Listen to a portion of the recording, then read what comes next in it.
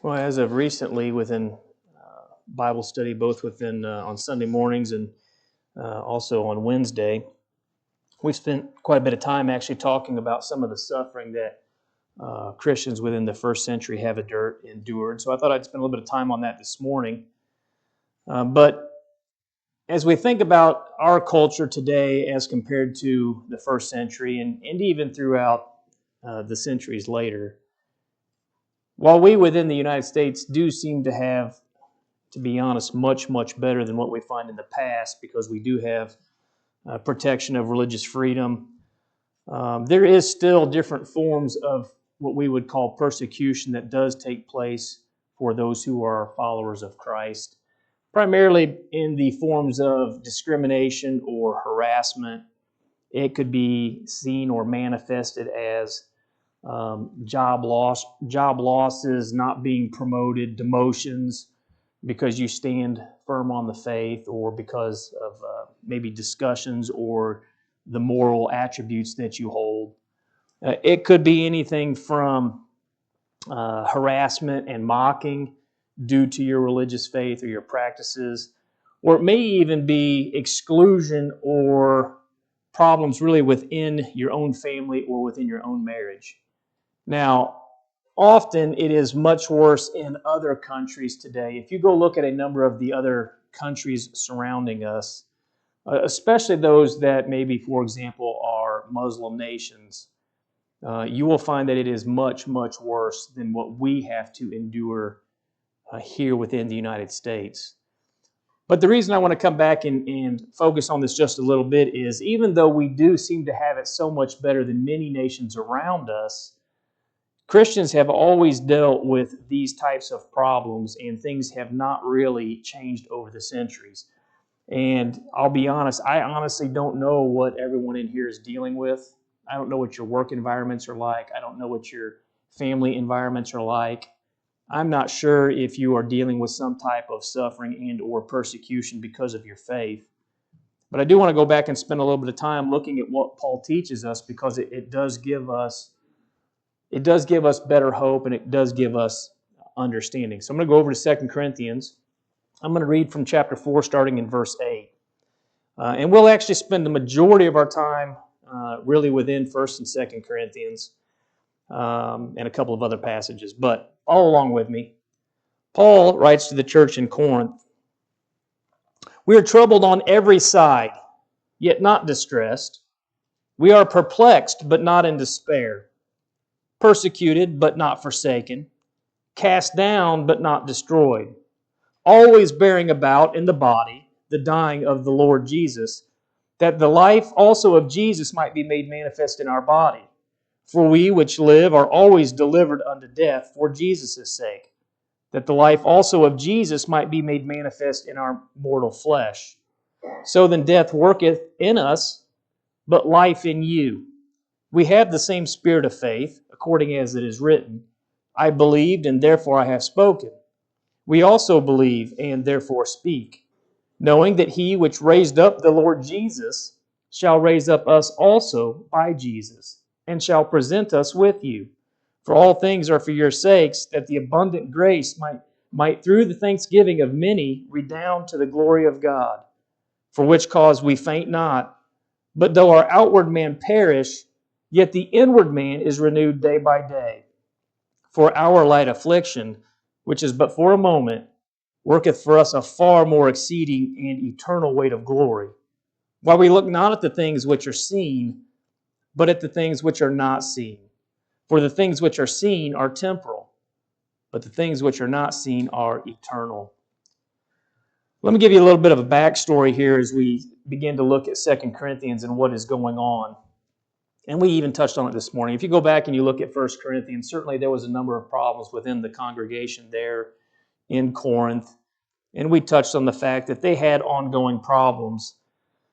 Paul writes this second letter to the Corinthians because within the body there of the church, there were Judaizing teachers. And these Judaizing teachers were causing a number of problems within the congregation because they were actually going so far as to speak against the apostleship of Paul. And in fact, they really seemed to be creating hardships for him wherever he was. And many of these same people who are denying the apostleship of Paul actually were those who had received gifts from him. Now, we've covered that in multiple studies, but we know for one to receive a gift by the laying on of hands, it had to come through an apostle. And these people had actually been given gifts by Paul. And now you've got these people who had been given gifts going out, and not only had they come to the conclusion that he was not an apostle, but they are actually going out and teaching that. And part of the reason they were teaching that Paul wasn't an apostle was because he was dealing with so many different hardships. And these Judaizers in Corinth, they were saying the very fact that Paul is suffering like he is proof that he himself is not an apostle. And as I thought about this mindset that these Judaizers have, very similar to the thought of Job's so-called friends who told him that he had to have been a horrible, rank sinner, or all of the bad things that he was dealing with wouldn't have been taking place.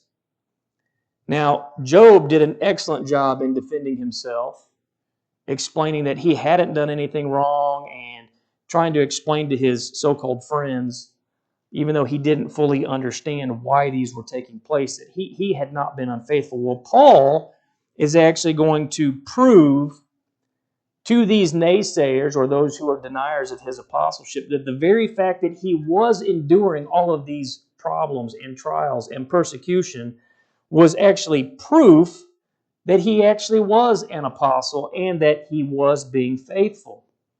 Now, again, we know that Paul approximately visited Corinth there somewhere around 49 to 50. And as I mentioned, by AD 96, we do know that the church in Corinth was still facing a number of internal factions and problems. And so it is not surprising that Paul was having to deal with these types of problems within the congregation. And it was even mentioned this morning in Bible study by Larry, and I think by Jerry. It shouldn't surprise us when we have these types of issues within the congregation even today. Paul, though, is going to go back and he's going to answer their claims, and he wants them to understand that the proof really in his apostleship, and not only that, for those of us who are faithful Christians, is seen through our suffering. And Paul uses the phrase, which we'll look at later, our light affliction. Let me remind you just how bad Paul actually had it, because it is easy oftentimes for us to, and we kind of touched on it this morning as we talked about how far Paul traveled and all of the things that he dealt with.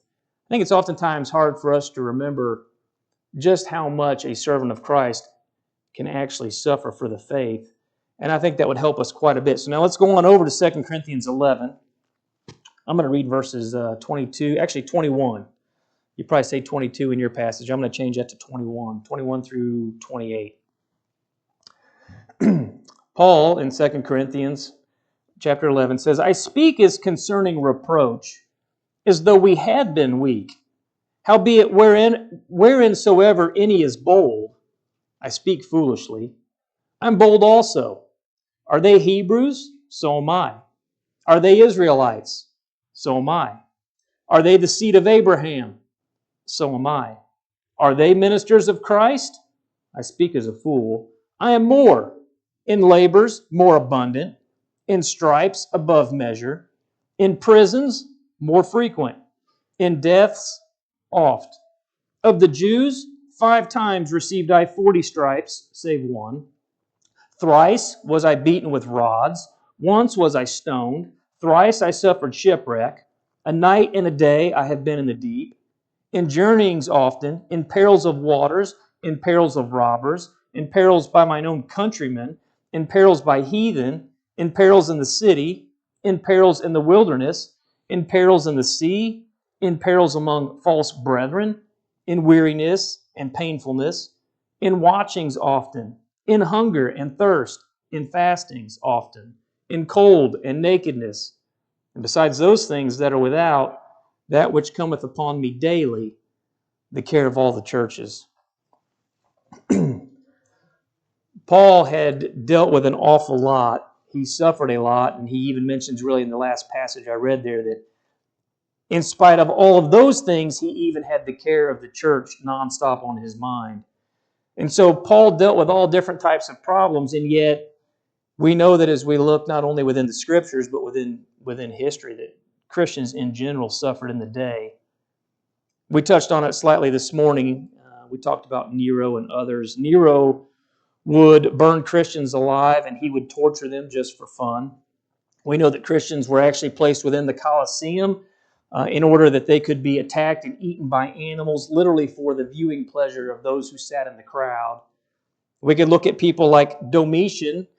Domitian, who ruled from 81 to 96, he was horribly cruel. He may have been even the worst enemy of the church as he persecuted Christian after Christian, and he took great joy in it. You had Trajan, 98 through 117 AD. He was a tyrant, and the list goes on and on. And my point in saying all that is Paul talks about how bad he had it, and he really did.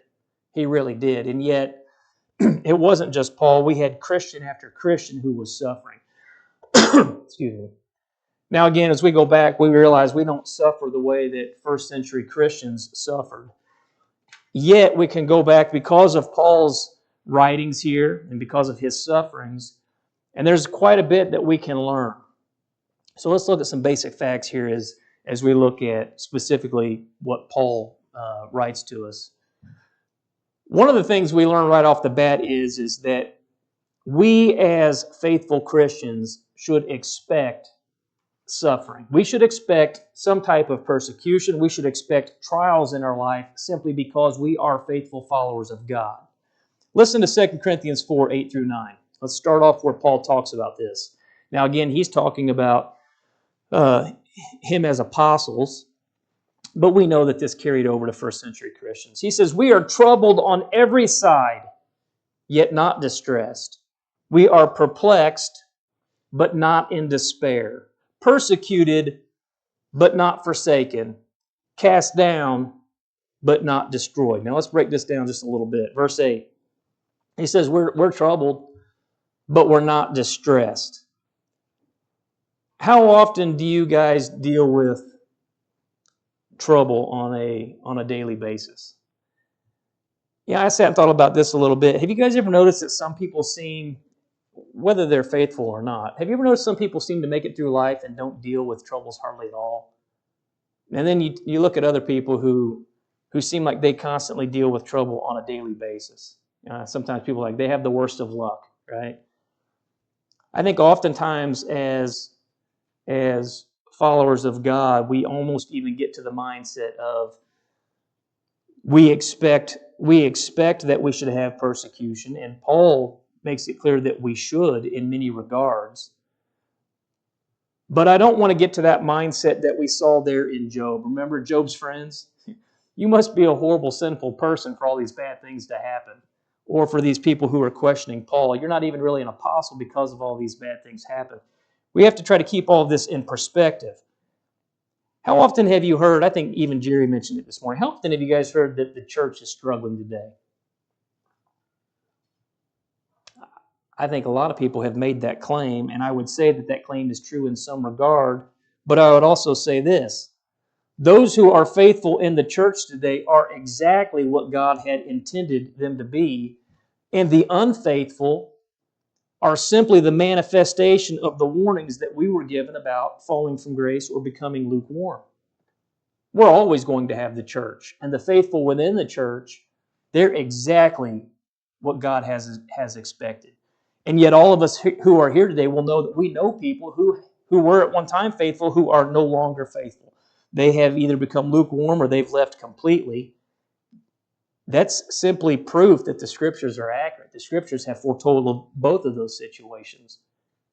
Now, the apostles and many other Christians, we know that they suffered in many regards, whether they were being faithful or whether they were not being faithful, but especially if they were being faithful. Let me just give you a few of these examples. I went back and I'm just going to give you what we find within tradition of the apostles and also a couple of New Testament writers as we talk about the fact that in the first century it was really bad, guys, much worse than we have it. Let me give you just a few of the supposed ways that some of these faithful followers of Christ died. James, the son of Zebedee, traditionally believed to be the very first apostle to be martyred, was actually killed by King Herod Agrippa around 44 AD. Andrew was said to have been crucified on an X-shaped cross in Greece. Peter was said to have been crucified upside down in Rome at his own request, as he considered himself unworthy to die in the exact same way as Jesus. Paul, he's traditionally said to have been beheaded in Rome under Nero. Philip, some traditions say he was crucified. There are other traditions that say he was stoned. Bartholomew is actually said to have been flayed alive. You guys know what that is, right? Where they peel your skin off your body and so forth. Thomas is actually said to have been impaled by a spear over in India. Simon the Zealot was said to have been sawn in half. Matthew was said to have been killed by a sword over in Ethiopia. Mark is said to have been dragged through the streets until he died over in the city of Alexandria. And Luke is said to have been hanged in Greece. And we could go on looking at account after an account of traditions and or overall accounts that we saw taking place within the first century regarding Christians. And my point is they were suffering tremendously. And what I find interesting is Paul, he basically says, in spite of all of this, he's not distressed. Let that sink in for just a minute. Paul was not worried about death.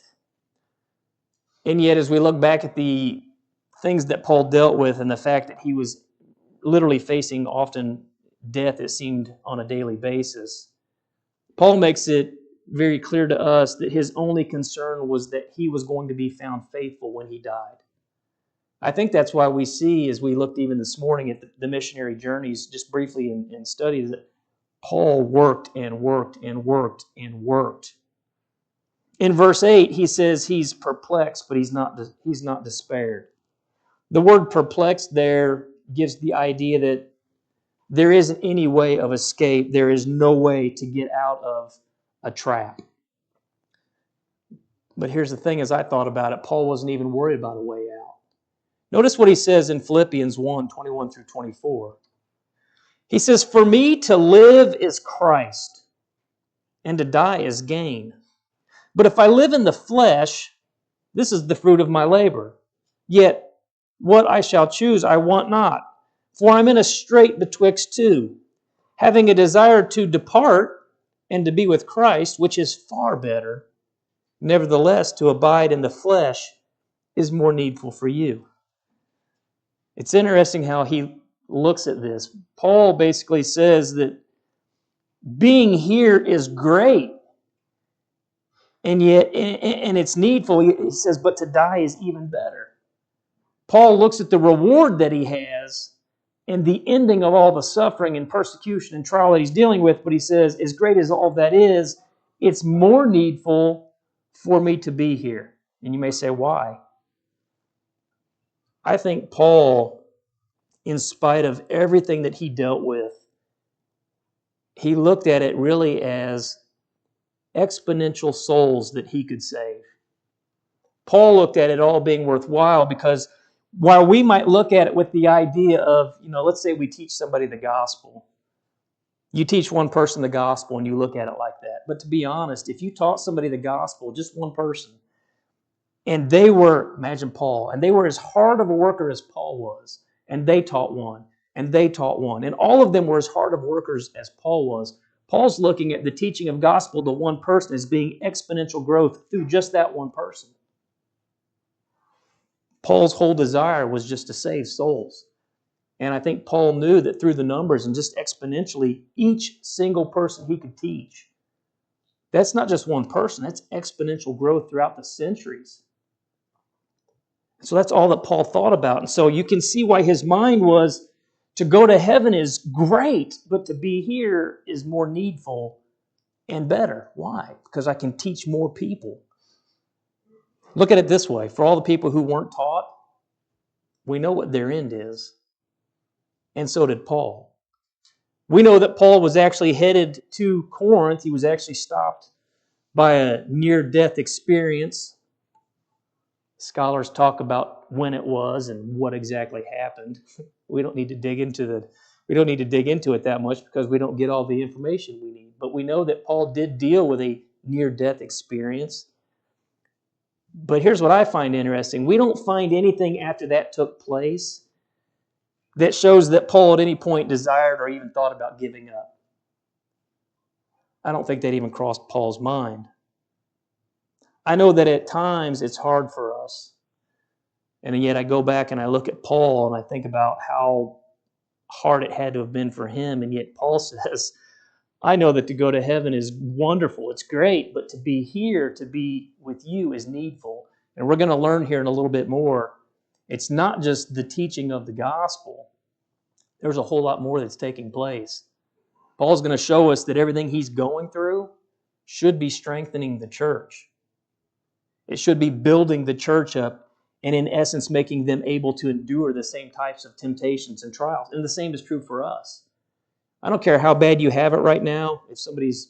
If you're dealing with persecution and trials, you need to keep within your mind, Paul dealt with every single thing and much, much more than you're dealing with. And he got through it faithfully. And so can you. In verse 8, he says, we're persecuted, but not forsaken. Not that idea of being deserted. Paul knew that God was with him, whether he was being persecuted or whether he was having times of peace.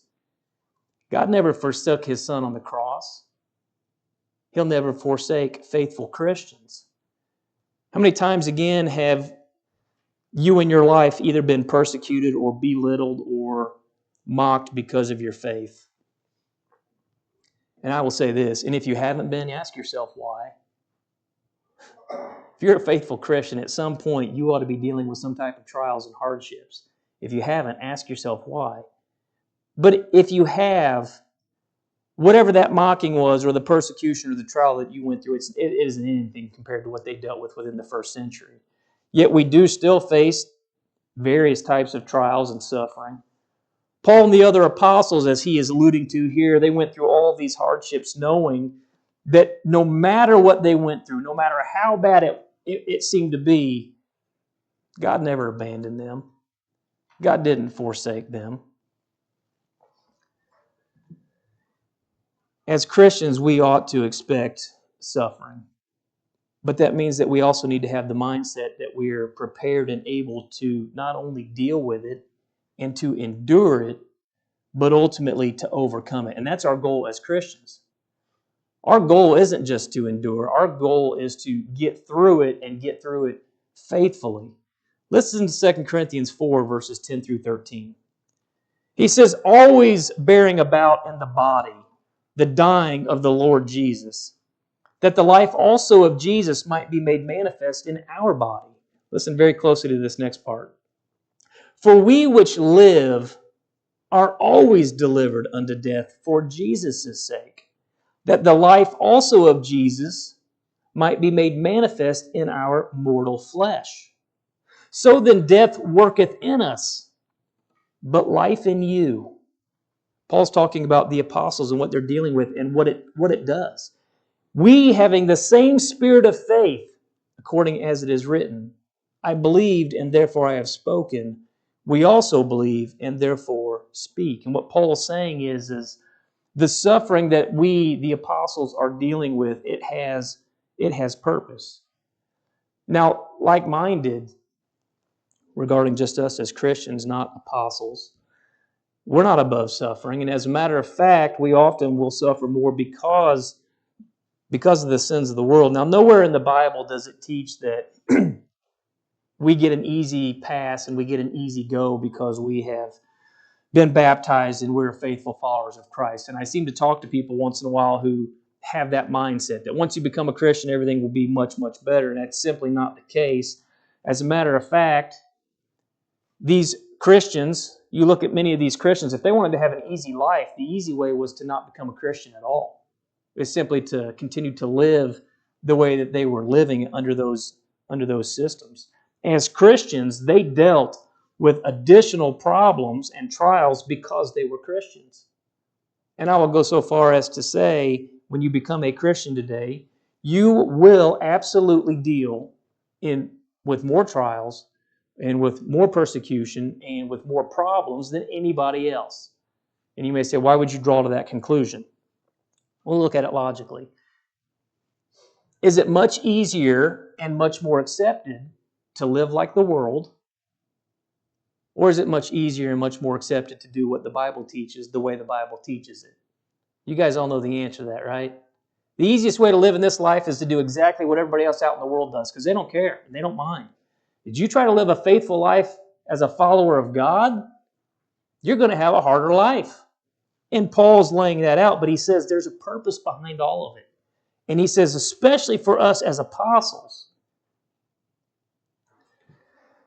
So then you have to ask the question, well, these guys are apostles. And for the Christians who are faithful followers of God, why would God allow all of them to suffer? Well, Paul answers all of this. Paul makes it very clear that this suffering of the apostles specifically had a reason. And it was so that other people would become Christians, or so that Christians themselves would be strengthened in their faith. And then really the same can be said of those who suffer today. Listen to 2 Corinthians 1, verses 6 through 7. Paul answers this very carefully. And if you ask yourself, why am I suffering as a Christian today? Go back and read 2 Corinthians 1, 6 through 7. It was happening to the apostles, and Paul explains it, but it applies to us in the same sense. He says, and whether we be afflicted, he's talking about the apostles, it's for your consolation and salvation, which is effectual in the enduring of the same suffering which we also suffer. Let me pause for a minute. We're suffering and doing all of this, but you guys are going to go through it also. And he says, this is for the purpose of that, your consolation. And then he says, and salvation. Okay, let's continue on. Or whether we be comforted, it's for your consolation and salvation. And our hope of you is steadfast, knowing that as ye are partakers of the sufferings, the same thing that we as the apostles are going through, so shall you be also of the consolation. So here's one of the things I know, and I find it interesting, as we talked about a little bit this morning in Bible study. It's interesting, the Corinthian congregation had all kinds of problems. We know for a fact there were people in the Corinthian congregation who were unfaithful. But Paul points out here, and we know that there were obviously people who were faithful, because Paul points this out, that there were Corinthians who were suffering like Paul. Why? Well, it's because of their faithfulness. And Paul points out that his suffering should have helped them to be consoled or to be comforted, and not only that, but to endure. Why? To get through the trial. That's what Paul points out this is for. It's beneficial. It's beneficial for you to see what we've gone through and to see us be faithful, and it ought to comfort you and help you to endure the same types of troubles. You know, it's interesting. Corinth, they get a bad rap. They honestly do, right? They had all kinds of problems. And Paul's writing to them. But again, even though they get a bad rap, and they did have unfaithfulness problems, they clearly had faithful followers within the congregation. And we have to remember that today as we go forward. Yes, there will be congregations as a whole that will struggle, and there may be even congregations that will go apostate. But I will tell you that almost certainly within every one of those congregations, there are always faithful followers who literally will try to fight to the end. I know many, many years ago, I won't mention the name of the congregation. I never worked with them. I never dealt with them, but I lived right down the road from it. It was right after I became a Christian. That congregation was a couple hundred people, couple of hundred within the building there. And that building went apostate. And I know for a fact, out of the couple hundred that were there, at the end there was 14 Christians, 14 faithful Christians left, who had to ultimately leave and go start in a new congregation. 14 out of a couple of hundred. I'm sure at the time all that was taking place, that congregation probably even got labeled by other people as being unfaithful. But I know for a fact there were 14 that fought till the very end, until literally there was nothing else they could do but start over. I wonder how bad it was for them during the trials and the split. I bet it was pretty bad. Paul states that through all of these types of things, and especially for the apostles, their sufferings were for here as he writes to the Corinthians for their behalf. He even goes on and mentions all the things that he struggled with. One example of those were his stripes. The proof that he wore around on a daily basis that the gospel was true. Let that sink in for a second. We probably never thought about that. Jesus wore those stripes as the proof of his messiahship, and he died shortly after. Paul wore those stripes that proved that he was an apostle, that proved he was a faithful Christian till the day that he died. Anybody who saw those stripes on Paul's body should have known he, in fact, was an apostle. Who in here would have endured a beating like that and gone out and preached the gospel, continued to preach the gospel? And yet Paul gets beat again, and he continues to do it. And then you've got naysayers in the Corinthian congregation who would say, this guy's not even an apostle. You show me a man that can get beat down that much and get back up. And Paul says, in all of this, it wasn't enough. I'm cast down. I'm not destroyed. I know God didn't forsake me. Would any Christian continue to live a life like that if the principles and the teachings of the Bible were not true? Paul spins this on them and says, you guys don't think I'm an apostle? The very fact that I've taken all the abuse that I have, including the stripes that he wore on a daily basis, that says that I am an apostle. And it shows that you are faithful Christians when you endure the same thing, which he said they're enduring the same sufferings. Because who in their right mind would endure all that for a lie? Paul says nobody. Nobody would endure all of this. As he says, a light affliction, which we'll get to in a minute.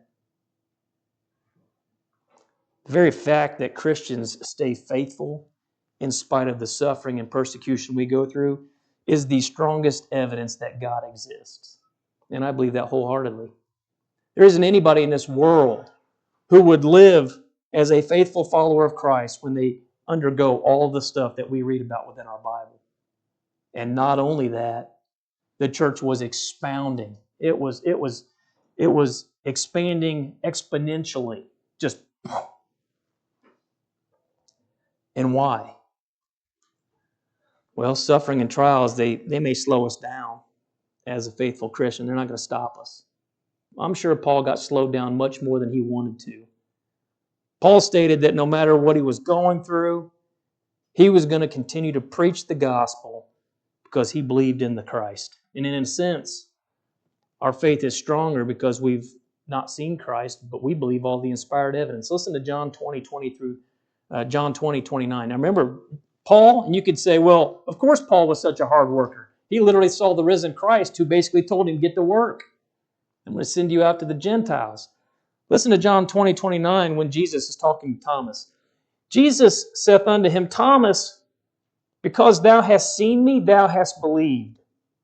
Blessed are they that have not seen me, and yet have believed. You know what he's talking about? That's us. Ain't nobody here who's seen the risen Christ. But I pray every one of you believes just like me that the Bible is inspired and believes 100% the accounts that we read. And furthermore, I read what Paul says here, and it just emphasizes the fact that the Bible's true. Because if it wasn't, nobody would go through these things. And yet we do go through them, and God is there to comfort us in our time of need. That's why we're not stopped by suffering. We might be slowed down. Many of the things that we deal with in our life that are trials, persecutions, sufferings, hardships are totally out of control. At least our control. And sometimes when life is out of control, and guys, I'll say this, I have to remind myself this quite often. I am one who does not like when things feel out of control. I don't like when life's not going the way that I want it to go. And I have to remind myself that oftentimes when life feels out of control, and in essence, many of those factors are, the only thing that I can control is my own thoughts and my own actions. How will I respond when life seems out of control? Let's go back to Paul for just a second. Would you say Paul's life probably felt out of control when he was beat and persecuted, and harassed, and in the deep, and all the stuff he went through? Would you say that seems a little out of control? Paul knew the only thing he could control was his thoughts and his actions. And what did Paul basically say? I'm not going to quit. To go to heaven would be great, but to be here is more needful for you guys. In essence, what Paul is saying is, they're going to have to kill me to make me stop. And Paul knew that the only thing he could control was his thoughts and his actions. And then when I go over to Philippians 4, Paul, in essence, tells us as followers of Christ how to control our thoughts. Listen to Philippians 4, 6 through 8. Be careful for nothing. Let me pause. You mean like when they're beating you? When they're persecuting you and causing trials and harassing you, and when you're dealing with all the stuff you've dealt with? Be careful for nothing, but in everything by prayer and supplication with thanksgiving, let your requests be made known unto God. Let me pause another again for just a second. We see quite often Paul not only praying for the church, but for himself. Paul was deep, deep in prayer, and he makes this very clear here.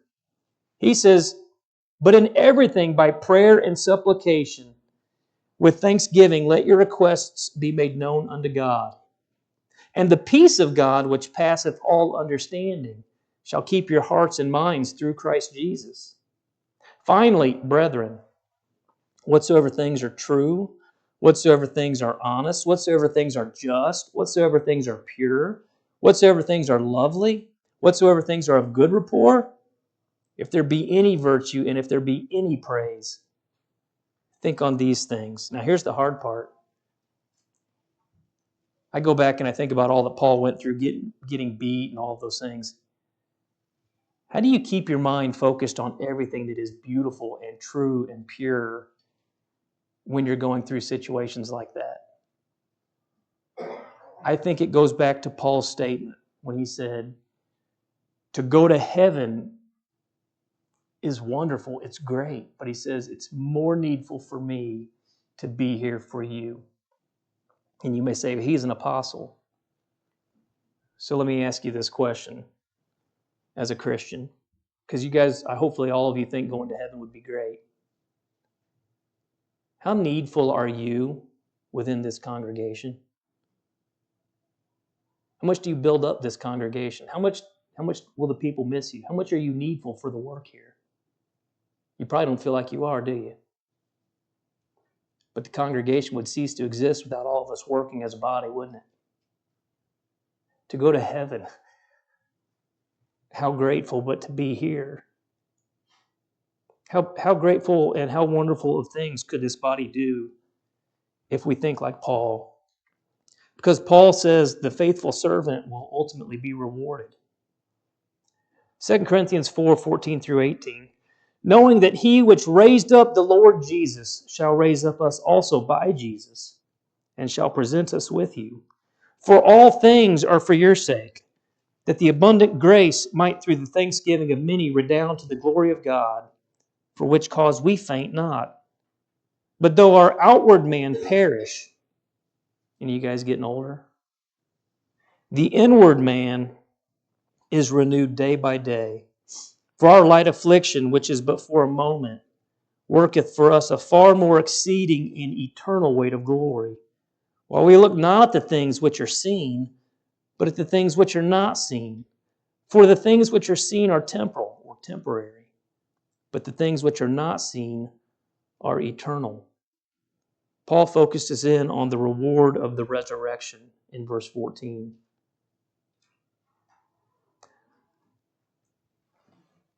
As I thought about that, the reward of the resurrection, and Paul's already said to go to heaven is great. You have to use some inference, guys. If there is a reward of the resurrection, there will also be those who will be punished at the resurrection. Why do you think Paul worked so hard? He's already said that everything he did was for their consolation and for their faithfulness, but at the same point, he was also trying to convert as many as he could. Isn't that the work of the church? Isn't that why we're all needful here right now, even though heaven will be wonderful? There's a time when those who have been faithful are going to be raised in the same manner as Christ, which is what Paul says. And he says both the apostles and Christians, they're going to be presented with each other. 2 Corinthians 5:10, for we must all appear before the judgment seat of Christ, that everyone may receive the things done in his body, according to that he hath done, whether it be good or bad. I think that's why Paul took so much comfort in the Corinthians. Even though they had a lot of problems, they were faithful within the church there at Corinth. Paul wanted all of them to be faithful. But Paul also knew at that same judgment would be those who were not yet Christians or those who were erring Christians. And that's why he says here that everyone may receive the things done, whether it be good or bad. There's a universal judgment that will take place. And the deeds of all men will be judged. And I think as we look at how hard Paul worked, we can go back and we can say, through all the things that these Christians dealt with in persecution and trials, the early Christians must have taken comfort in the fact that there was going to be a resurrection. And that whether they were persecuted or even if they were martyred for their faith, you can't take that away from them. I think that's why Paul says to go is so much better, but to be here is needful. There were many who had not yet heard the gospel, and the ones who had could take comfort in the very fact that they will be rewarded. Listen to 2 Thessalonians 1, 6 through 9. Seeing it is a righteous thing with God to recompense tribulation to them that trouble you, and to you who are troubled, rest with us, when the Lord Jesus shall be revealed from heaven with his mighty angels, in flaming fire, taking vengeance on them that know not God, and that obey not the gospel of our Lord Jesus Christ, who shall be punished with everlasting destruction from the presence of the Lord and from the glory of his power. I think Paul, with all of his core being, he wanted every single person, even the ones that were persecuting him, to come to the faith. I know Paul even talked about his Jewish brethren, how much he wanted for them to become Christians, and yet they wouldn't. And they were causing pure havoc for him.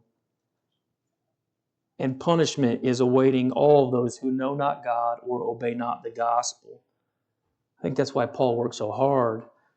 But for the faithful, Paul is showing us all of the suffering, all of the trials, everything that you're enduring, it will be worth it all.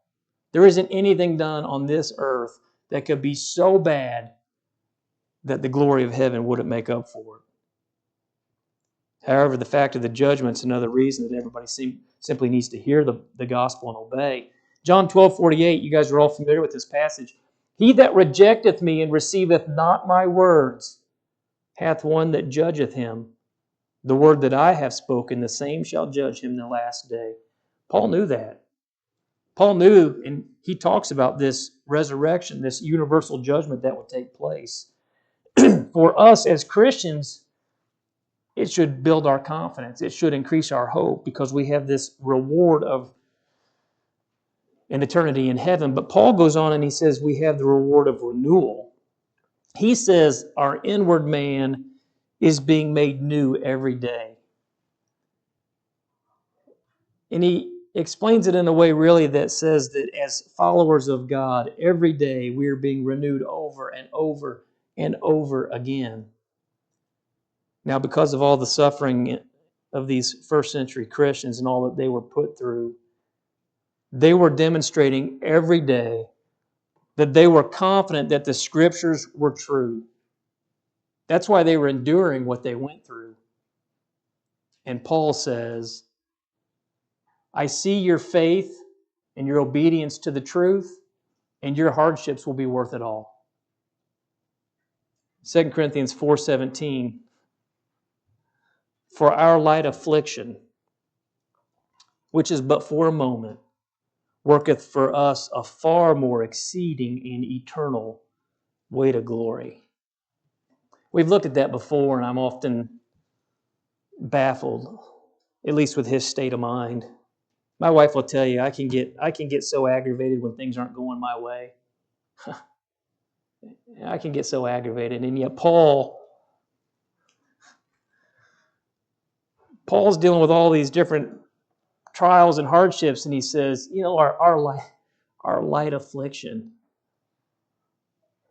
Our light affliction. Christians who are being murdered, they use the word martyred. Christians who are being murdered for their faith, drugged to the Colosseum, eaten by animals, strapped to poles and lit on fire, for example, by Nero as literally human candles, so they can be burned to death and people can watch. And Paul says, for our light affliction. Everything that they went through was horrible. But it was nothing compared to the reward that was awaiting them. And I think that's how Paul can look at that and say our light affliction. The Greek demonstrates that the working is more than exceeding. The idea behind it, that language in the original, is it's exceeding unto excess. I always I would joke about it being really, it's infinite to the infinite amount. It's unmeasurable, is really what Paul is saying. It's continuous, it's everlasting, it's constantly growing. It is beyond understanding and measurement.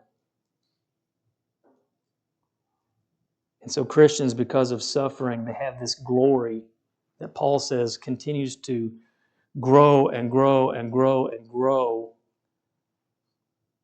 And again, I think the only way Christians can think like that, and I hope this is the way we think, is to take ourselves back to Paul's mindset, who Paul says to go to heaven there's nothing better than that.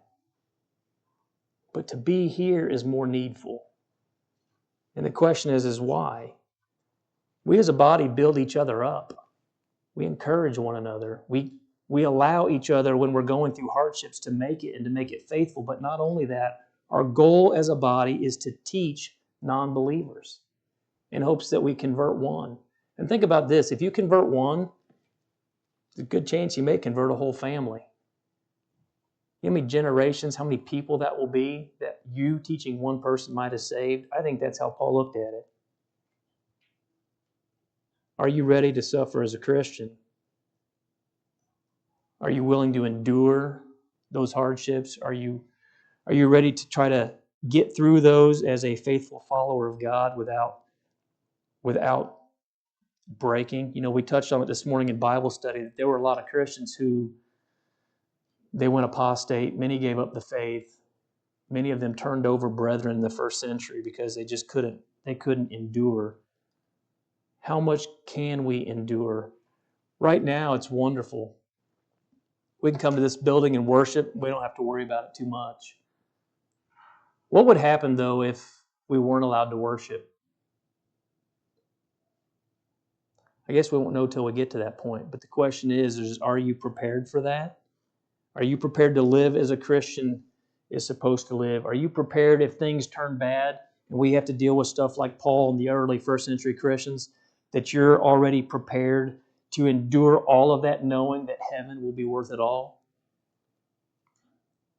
It is my hope that every one of us as a Christian will be prepared as Paul was prepared and as Paul was trying to prepare those in Corinth to endure every one of those situations, but to look at it from the mindset of to go to heaven is wonderful, it's great, but to be here is more needful because there are an awful lot of people around us that have not yet obeyed the gospel. There are other Christians who need you to be around to help encourage and help strengthen them as the apostles were doing for the Christians during that day. And as I draw this to a close, there is no being a faithful follower of God unless you obey the gospel. It's not complicated, and I encourage everyone to go back, read the book of Acts. If you're watching this online, you've never studied it, read the book of Acts in detail. And you will find that everyone became a Christian the same way. Evangelists were teaching who Jesus was. They were teaching the gospel. They were talking about the purpose of the church, which Jesus shed his blood for. They were talking about sin and the consequence of sin. People understood that and were repenting of sin. They were confessing Christ. And then they were being immersed in water for the remission of sins. And then they were supposed to live faithfully. And Paul, I think, is talking about here, sometimes that is not that easy. But he says it'll all be worth it in the end. As I draw this to a close, if there's a way we can assist anybody regarding a spiritual matter, you can come forward as we're led in a song of invitation.